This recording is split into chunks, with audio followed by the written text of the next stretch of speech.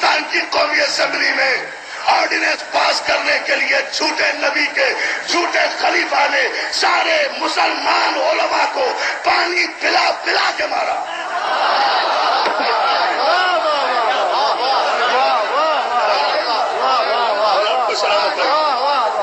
پانی پلا پلا کے مارا.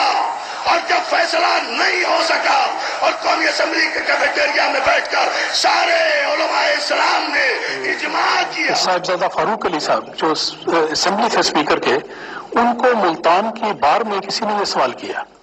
یہ بات مطلب مستند بات ہے جو میں بیان کر رہا ہوں.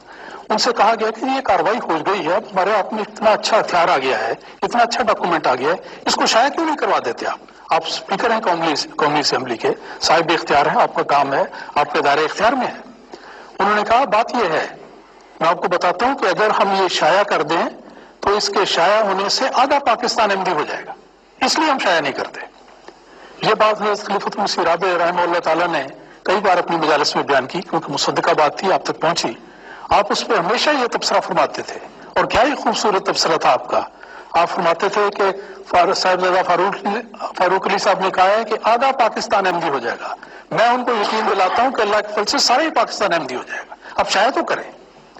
تو یہ ہے ہماری اس میں پوزیشن کہ ہمارا مطالبہ یہ ہے کہ اس کو شائع کرنا چاہیے. اگر